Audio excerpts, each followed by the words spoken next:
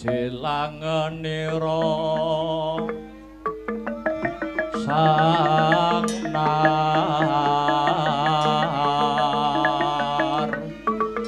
pati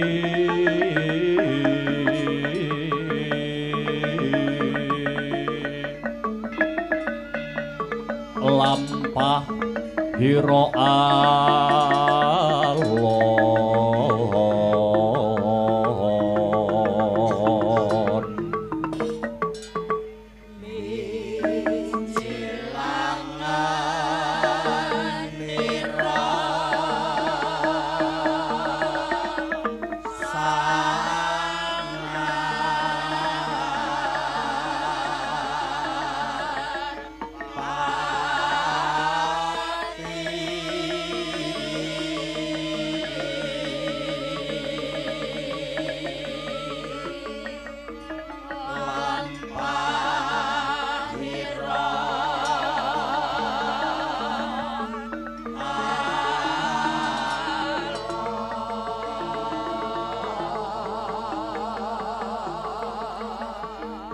Ginarabak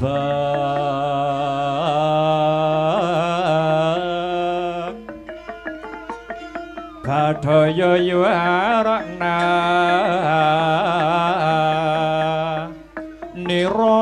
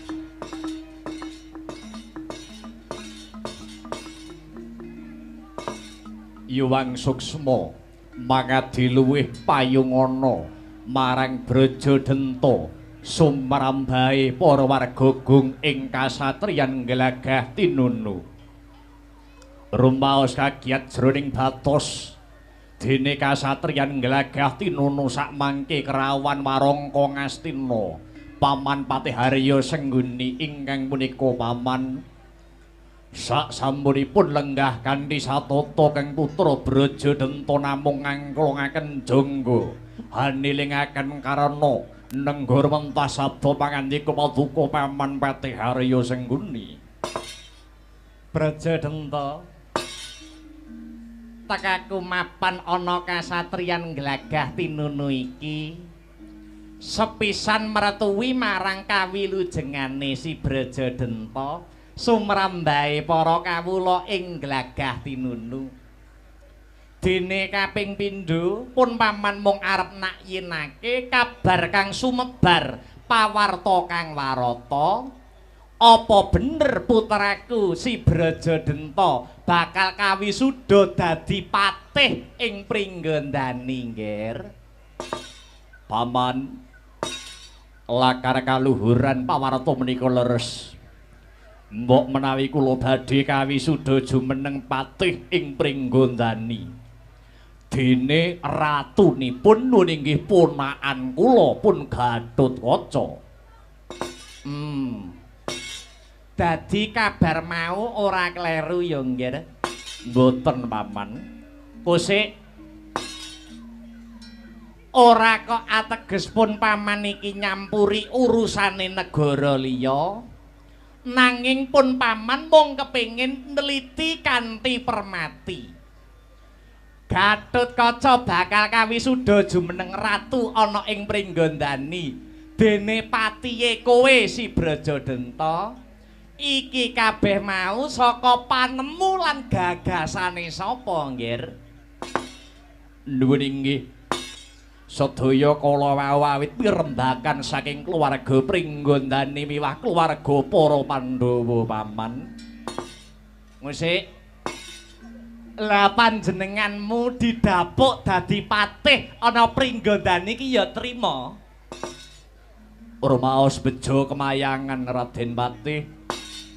Dene kula taksih dipun paringi kapitayan utawi kapercayan kinen ndombani ponakan kula pun Gatotkaca. Kosek ana tetembungan aja kesusu mundhak kesluru wekasane kleru. Slendra kang rasa slendra kang jiwa Brajadenta. Ora ateges pun paman iki gawe urup-urup babar pisan ora. Ning pun paman mung ngarep matur witing klapa sak lugune. Dene kowe sarujuk ya syukur, dene ora cocok ya ora apa-apa, Brajadenta. Permara reh manguswam yo ngambreng. Kati karunaning kaswasih ring marga Hamalatgung. Risang gonta mastrat maja lengleng lalu manguladi. Surya mangrangsang wayah, surya mangrangsang wayah. Umyus amara wayahanto.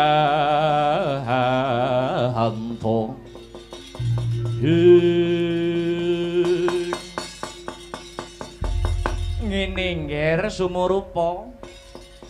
Sak temene senadyan to Pandhawa kae kondang satriya kang sekti mandraguna. Nanging sejatine Pandhawa kuwi wong julik lho nggir. Pandhawa ki wong julik. Mula kanggone Brajadenta mesti ora krasa yen diapusi karo para Pandhawa. Merga kowe Brajadenta kuwi wong jujur, kowe kuwi wong lugu, Nggir. Paman Sengguni, paduka paman saged ngendika kados mekaten menika ngagem dasar menapa, ngagem wewaton menapa, Paman? Kok ndadak takoni piye ta? Negara Pringgondani kuwi tinggalane swargi Kang Rama Prabu Tremboko. Prabu Tremboko seda sing mateni Prabu Pandu. Pandu kuwi sapa? Pandu siji si Gatotkaca kuwi. Rak ya ngono to? Inggih paman. Nggir. Yen manut pakem lho iki, manut pakem Pustaka Raja Purwa. Kudune sing gumanti ratu kuwi putra sing metu lanang. Dadi sasedane Kang Rama Prabu Tremboko disambung kang masmu ya kuwi Arimba. Kuwi wis pas, kuwi wis bener. Sabanjure sasedane kakangmu Arimba sing jumeneng ratu ki kowe. Lah kok malah si Gatotkaca ki piye ta? Gatotkaca iki sapa? Gatotkaca kuwi mung kapernah putu. Tur maneh Gatotkaca kuwi turun saka wong wedok. Ora turun saka lanang. Lah kok lancang arep dadi ratu? Ya bener, Mbak Yumu Arimbi kae Mbak Yumu ning ra anak wadon. Dadi ora wenang gumanti ratu Brajadenta. Dibungkusi mripatmu melek ning kowe kuwi diapusi. Kowe kuwi diem-yem matimu karo Pandhawa. Supaya ora ngundat-undat kelungguhan Ratu Pringgondani, kowe iki dikeki kelungguhan, dikeki pangkat dadi patih, dikeki pangkat dadi wakil. Lah wakil iki panganan apa to? Wakil badhokan apa? Ing atase sing menang dadi ratu iki kowe, ning kowe malah trima dadi kesete bocah wingi sore si Gatotkaca. Apa kowe wedi to, Ngger? Apa kowe wedi Brajadenta? Apa kowe wedi karo Werkudara? Werkudara kae upama kewan kae iki kewan jaran. Ketoke sekti, ketoke rasa, ning bodho gampang dikendhaleni kok Brajadenta. Apa si Brajadenta wedi karo Janaka? Janaka kae digdaya ning tukmis lho, Ngger. Janaka kae tukmis. Janji didepi wong ayu ngono wis bingung golek hotel Janaka kae. Apa meneh Puntadewa, Nakula lan Sadewa kuwi gur kerupuk bawang, Ngger. Ora duwe daya apa-apa Brajadenta. Paman, piye cah bagus? Sejatosipun kula menika nggih sampun mendhem rasa serik dumateng para Pandhawa. Utamanipun Kakang Mas Werkudara, nanging upami Brajadenta badhe mbalela. Ibaratipun kula gajah sampun boten gadah telale, ibarate manuk kula sampun boten gadah suwiwi, Paman. Aja nglokro to cah bagus, aja nglokro. Purwa dadi kutane kabeh iki sing dadi bukti lan kenyataane. Sejatine sing gething keburu sengit karo Pandhawa ki ora nggur kowe si Brajadenta. Para Kurawa sing sago mbiyantu anak Mas Brajadenta. Menapa saestu Paman badhe ndukung Brajadenta menawi kula badhe mbalela Brajadenta badhe kudeta wonten Pringgondani. Lho piye to? Saksuwene aku urip ana sejarah pewayangan, Sengkuni iki apa tau mbujuki to, Ngger? Sengkuni iki apa tau goroh? Sengkuni iki ora tau ngapusi, tur maneh aku ki wis tuwa cah bagus. Aku ki wis menep sing tak goleki apa to, Ngger? Hagyat risangkat rangu rinanggul kinempit kempit duh sang ratnaning bawana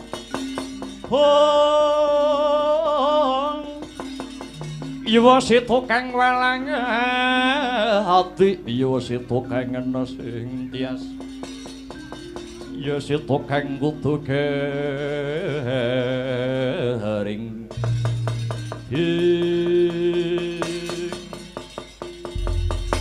Paman Sengguni piye, Ngger? Kagigah raos sing batin kula. Mbok menawi urip kula menika namung dipun akali kalian para Pandhawa. Syukur, Ngger, syukur. Dene wis kebukak sing dadi atimu. Tata gelar pun paman sing ngelingke kowe, nanging sejatine Gusti sing nyipta jagat nyilih ragane Sengkuni kanggo ngelingke anak Mas Brajadenta. Saiki karepmu piye, Ngger? Kula aturi nyekseni paman. Sak menika kula badhe mbalela dumateng para Pandhawa. Kelungguhan Ratu Pringgondani tetep badhe kula rebut. Lah yen Pandhawa karo Gatotkaca nggondheli kelungguhan Pringgondani, sungsang bawana balik Pringgondani. Pandhawa sak Gatotkaca badhe kula pejahi paman. Alah bagus, Ger. Bagus. Gagah tenan.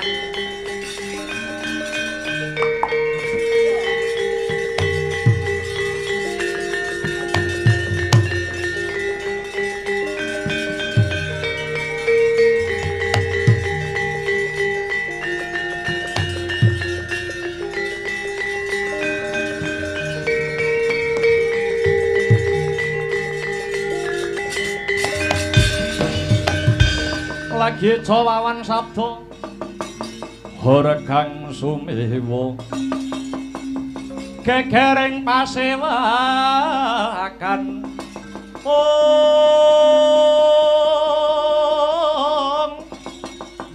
kata samyana arga wonten dirada mekta pedhot ing mantilan sawenehan arga Alagi eca wawan sabda rekang sumewa gegereng pasewakan kedadak praptanira Raden Kala Bendana arep gawe cingak kang sami mulat.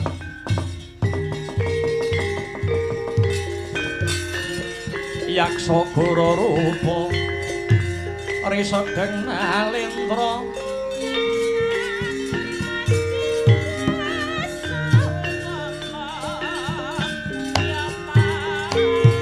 risa deng nalendra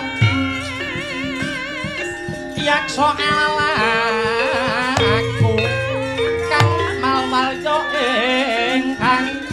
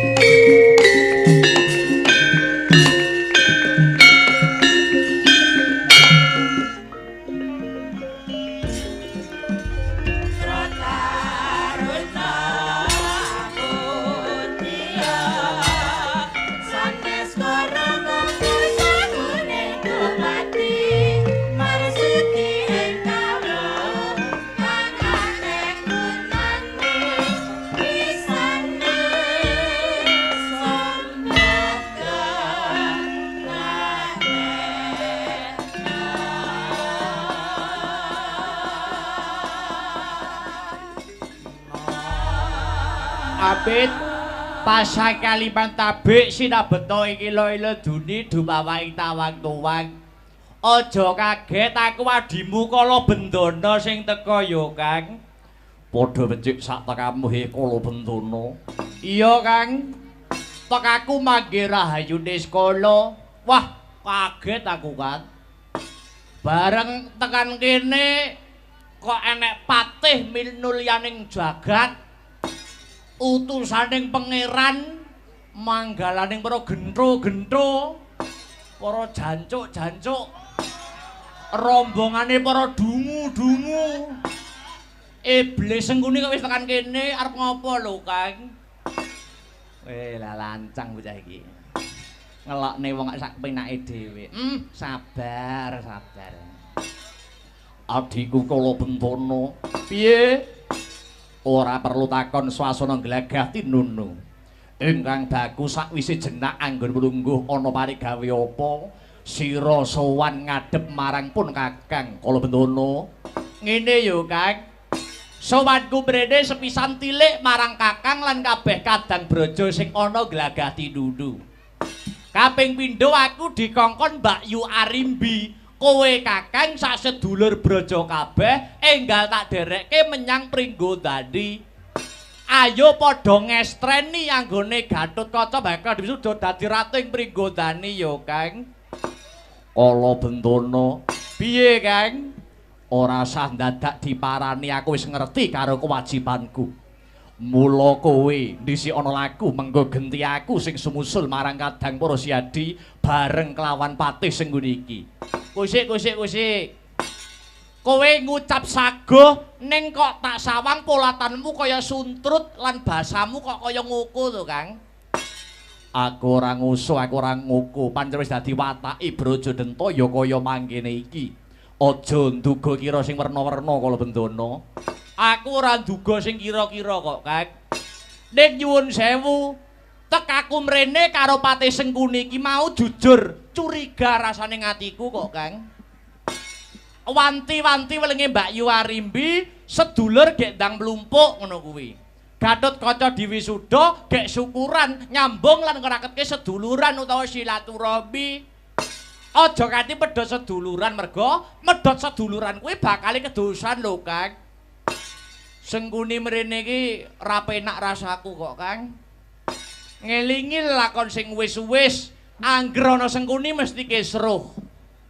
Sengkuni iki senengane ya mung nglincipi cara ngapapak, ngobak-ngobak banyu sing wis bening karo gawe ontran-ontran. Sumber penyakit kok arep kok jak bareng ning Pringgodani iki ora padha karo bunuh diri to, Kang. Kowe aja duwe pikiran sing elek karo Patih Sengkuni. Ora duwe pikiran sing elek piye. Gelandangan politik kaya Sengkuni kaya arep apal watake. Mula kudu eling lho, Kang. Upama kon amor, aku kon kumpul karo golongane Sengkuni, satu kata, Kang. Sorry ye, ngono. Sorry ye, Kang. Ora sudi aku. Mula aku bakal takon pisan. Kowe jujur karo aku, kok Sengkuni iso tekan kene sarombongan karep ngopo, Kang? Kala Bentono. Piye? Tuk Semering Daredah ki yo mung Mbak Yu Arimbi kae. Sak lengsere Kakang Arimbo dadi ratu kenang apa kok sing gumanti Keprabon Si Gatotkaca dudu kadang brojo liyane. Kuwi cetha yen Mbak Yu Arimbi kuwi wong murka. Mbak Yu Arimbi kuwi malak. Kurang penak piye Kakang Werkudara? Kurang mulya piye Mbak Yu Arimbi? Gene yo wong tuwek-tuwek ora nguman-nguman adine. Bandane wong tuwa dikukuhi dhewe. Lah iki masalahe kecekel, Kang.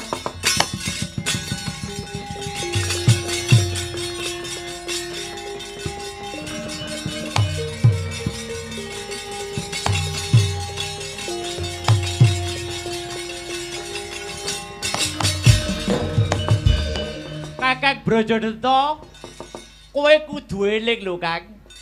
Nalika Kakang Brajadenta nglumpuk mbiyen nyekseni Si Gatotkaca dipilih dadi ratu, wis dirembuk lan kabeh padha sarujuk, kabeh padha setuju yen ratune Si Gatotkaca. Ya ora?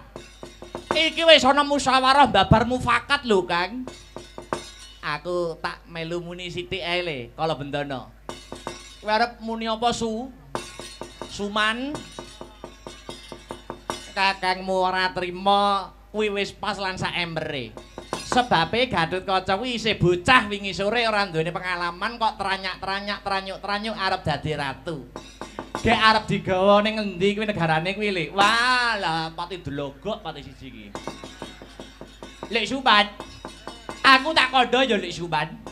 Ana unen-unen cara Jawa ki ndikake. Golek ilmu kuwi aja sok nyawang sing muni sapa, ning rungokno omongane kuwi apa. Lho ngono. Pinter njala langit, pinter ngikal jagat. Anggere leh muni ki asal jeplak, gaweane ora kecandak. Wah, ora nek paedahe lho ni. Ning nyatane Gatotkaca kuwi ora duwe tata krama, Gatotkaca kuwi ora duwe etika, Gatotkaca kuwi ora duwe adab. Oh, lah cangkemmu dhewe sing ora beradab kok ni. Lek Suban. Gatotkaca dipilih dadi ratu wis nganggo tata krama, wis nganggo adab. Dheweke dadi ratu ki ora saka pekarepe dhewe, ning wong sak Pringgodani wis padha sayek-sayek kepraya ngibarke genderane Gatotkaca. Lho kuwi. Hah? Kalebu kakekku Brajadenta ki sekawin ya setuju, ha? Ning gandeng bareng anek jancuk Sengkuni rene. Nyebar fitnah, nyebar duit, golek dukungan. Terus kowe gunake 1000 cara sing penting kowe keturutan niatmu. Lah janjane aku nyuwun 1000 aku arep takon. Jane sing ora duwe etika ki pulunanku Gatotkaca apa kowe ni? Lah nek aku kon milih dapuranmu, wah tak baleni. Sorry ye. Dukung kok wong kalah. Dukung sing menang itu. Wes aku ora niat warna-warna, aku ora niat neka-neka. Niatku mung golek kamulyan kakangmu, goleke kamulyan sedulurmu. Kuwi kena ning nyuwun 1000. Aku ki apal karo kowe kok ni. Golek mulya monggo ning nyuwun 1000 aja golek wirang ni. Wose kowe ora iso ngracuni aku. Kowe nganggo cara apa wae tetep ora iso ngracuni Kala Bentono. Masih aku ki wong bodho nek aku ki tulus lan aku jujur, ngerti ora? Ya mung Gatotkaca sing iso bakal neruske apa sing dadi perjuangane sing tuwek Nyang Pringgondani. Kudu ngono kuwi. Kudu ngono kuwi. Kowe ora bakal iso ngracuni aku kene. Kowe ora bakal iso mengaruhi aku. Aku iki wonge Gatotkaca kok. Wis, Kang. Wose kudu eling lho, Kang. Kudu eling. Sing ngene iki mung kebak racun, sing apik iki mung teorine tok, sing apik iki lambene kebak oli. Ning nek kon kerja alah ora bakal iso kebuat. Mulai yo eling Kang ora usah gugu kandhane sapa-sapa gek ndang budal Pringgondani bareng sang aku ku yo Kang ora sudi ora sutah. Dino iki aku wis makar marang Pringgondani. Wo, lah wis keracunan tenan kowe Kang. Milik gendong lali kowe diapusi sengkuni ning ora krasa. Ya to ya. Aku mesteke yen saiki wis ana gedhek antuk ing antarane Kakang Brojodata lan Sengkuni. Ora apa-apa Kang, ora apa-apa. Ning aku sih percaya. Sapa nandur bakal ngunduh, utang bakal nyaur, nyilih bakal balikke sing gawe bakal nganggo. Sapa cidra wahyune sirna wis ngono bae aturku Kang. Mangkat karepmu ora ya karepmu wabil taufik bali dae mari. Assalamualaikum warahmatullahi wabarakatuh. Minggat aku Kang.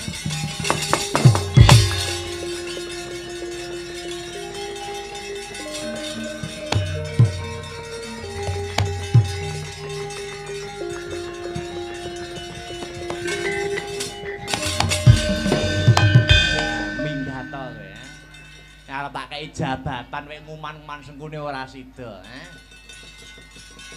Anak Mas Brajadenta dawuh paman, syukur ngger kukuh batik atimu kaya tugu aja ketitik ora kengguh dening ucape si Kala Bendana. Sampun golong gilik manah kula Raden Patih.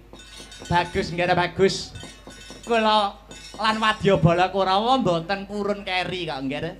Kala Bendana ingkang sowan mriki wau ndak anggap kaya klilip mungguing cangklaan. Mula prayoga Kurawa kang sagu nyingkirke nggir, kula namung rumaja Raden Patih.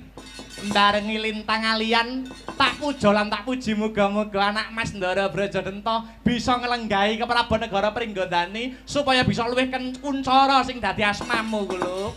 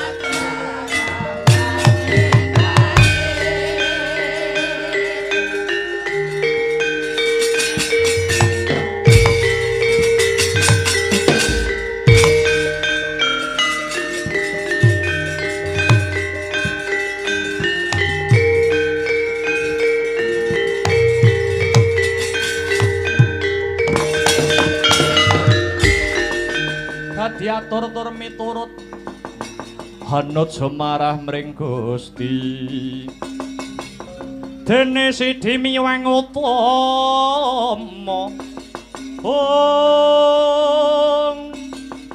panindak ing praja adil bejo dadi bandara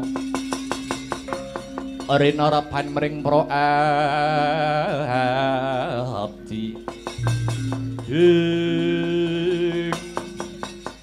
Patih Bajra Sengara kula wonten dawuh siniwin kirap Wadyabala nglagah tinunu kerek gendera barbang bareng-bareng tuwandang kerit lampit brungkat kimpul waton lanang nyekel gaman lading pangirising daging bathok wadai getih tumuju marang Pringgondani yen Gatotkaca tetep puguh dadi ratu Pringgondani dadekke Karang Abang non dados iki kok budal dene iki Braja Sengara. Yeah.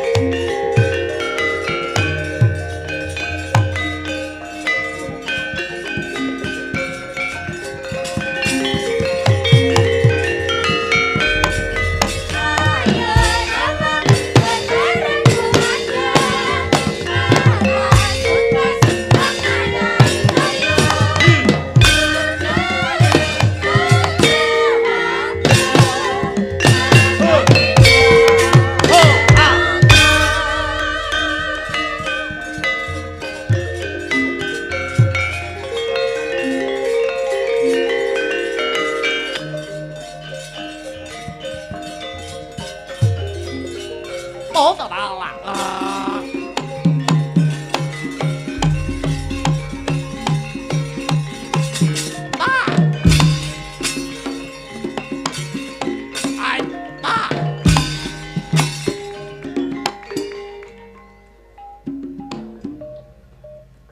我得到了。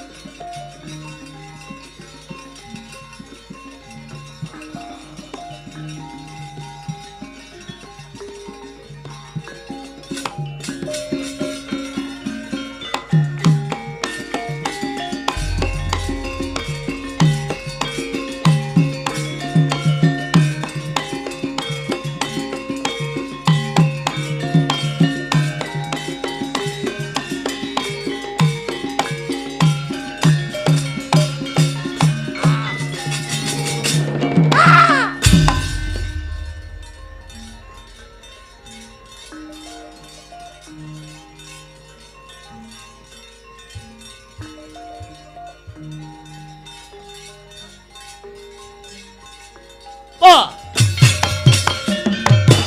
Ah, oh. Oh. Oh, budal wadya pringgondani. Oh, ah. Oh. Oh, ah. Oh, ah, ơi. Ah, wah, ayah. Ah, ah. Wah, ayah. Ah, ah. Ơi. Ah, wah, ayah. Ah, wah, ah. Ah, ah, ơi. Ah, ah, ơi. Ah, ah. Wah, ayah. Ah. Oh, ah. Oh, oh, ah. Oh, oh, oh, ah.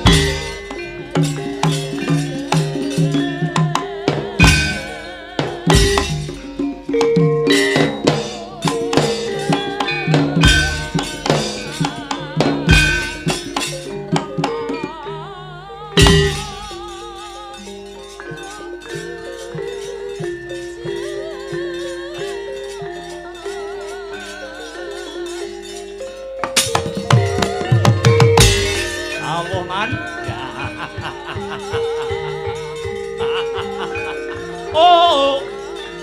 Oh. Hey ha hey ha hey ha hey ha hey ha hey ha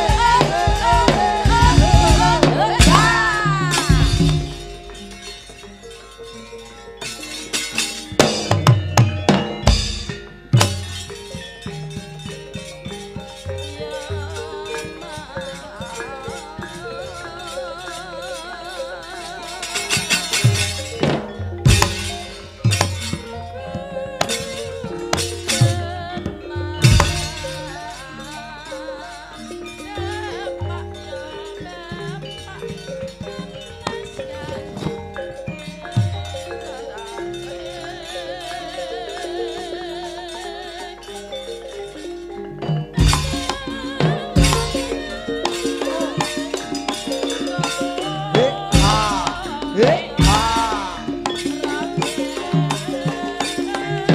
ha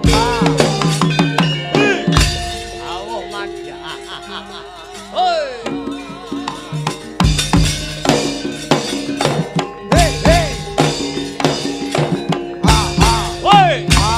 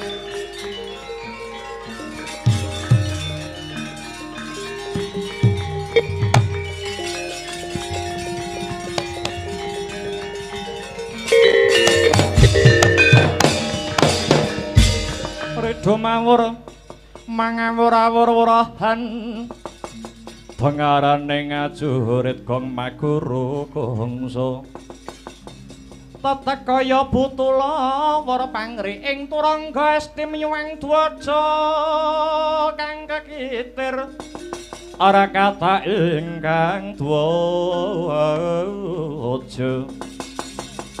dwaja lelayu sepit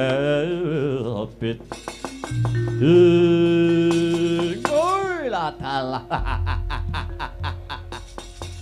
Paman Sengkuni kang sampun medaling Jawi kula Satru Banjar Junut mundur sasana cumadhong dawuh paman kula kareta marema cumadhong dawuh paman kula ratu mbara keling Punjaya Jatra cumadhong dawuh kula Satru Pedanyangan Sutu cumadhong dawuh paman kabeh wae anakku nggih Resata Kurawa pisan iki dawuhku padha gatekno sepisan aja mbok kendhone anggonmu dandan malah kepara padha kencengana kaping pindho kerep ana anggonmu padha geladen perang kaping telu olah kanuragan kepara padha ajekana awit Kakang Durna gurumu wis ngendika Kurawa kuwi pancen kedunging kasekten ulekaning kadigdayan oh dalah Paman Sengkuni Paman Sengkuni ngendika jare Kurawa kedunging kasekten ulekaning kadigdayan. Lah nek nyatane nek perang kok mboten nate menang ngaten iku, Man.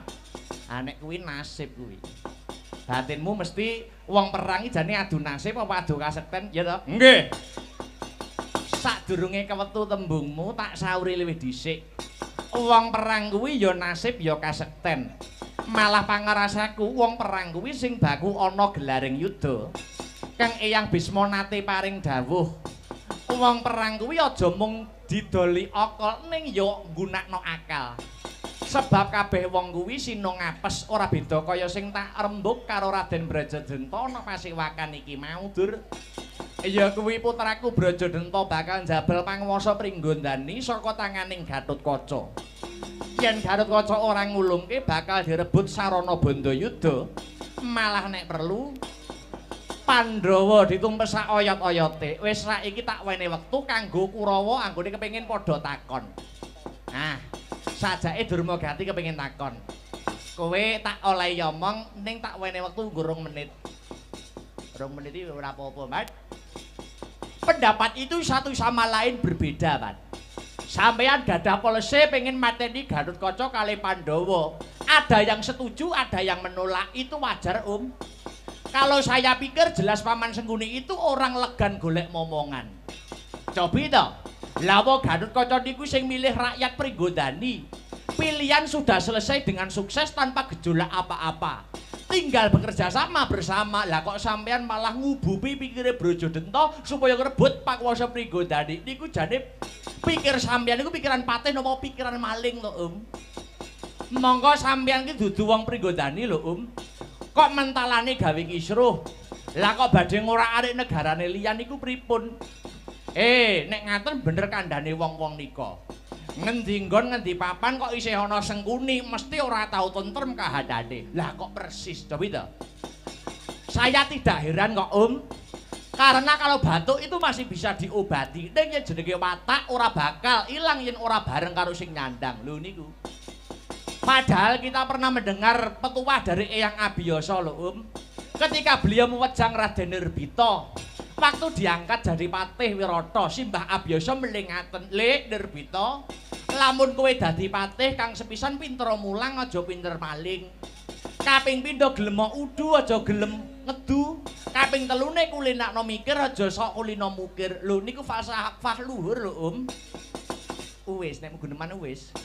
Ampun. Saiki genti aku ya le sing ngomong. Mbahmu Abiyasa kuwi nuturi becik lumrah merga simbahmu kuwi pendhita. Lah kuwi patih. Aja kok padhake karo pendhita bakune ayo budal. Yen ketemu kala bendana kon bali glagah tinunu yen ora gelem gek dipateni. Karana kala bendana luwih ndukung Gatotkaca tinimbang kakange si Brajadenta. Wah, lah dalah. Kok ngaten niku pripun, Man? Pun Mas diumbar mawon, Pun. Ben gek ndang geger mawon, ben ndang geger jagate Sengkuni bintang pudyar katen. Malah kahanan iso tentrem lambe lak deplok cengkel. Wis ora usah kakean gunem kantarpa guna kowe gelem budal ya monggo ora gelem ya kerya praja. Muga-muga entuk pangasih saka Gusti Kang Maha Wasih. Aswawama kula wonten dawuh paman. Metu njaba. pisan dandan kapindho mlumpuk kaping 3 kabudalake nok non dhateng sendika amit madal pasilan paman budal dina iki benjing bidal gumuruh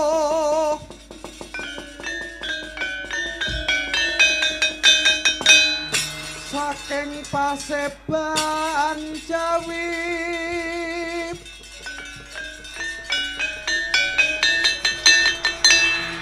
kunging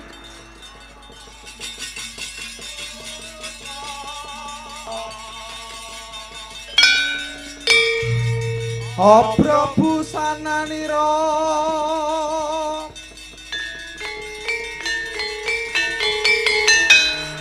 lir surya wadalira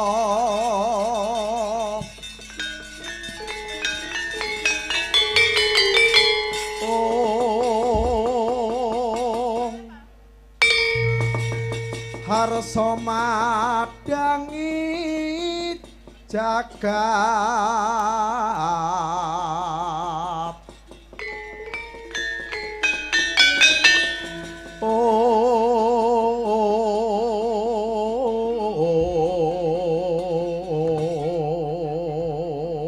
Yo bebudalan para Kurawa wadya bala sing budal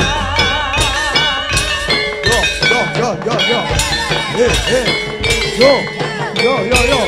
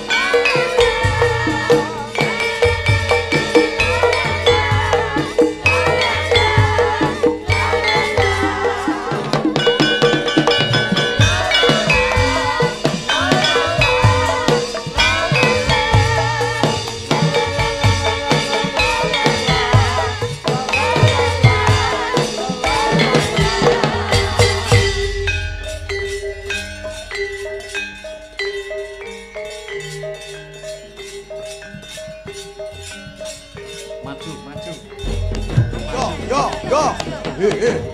Yo, yo, yo.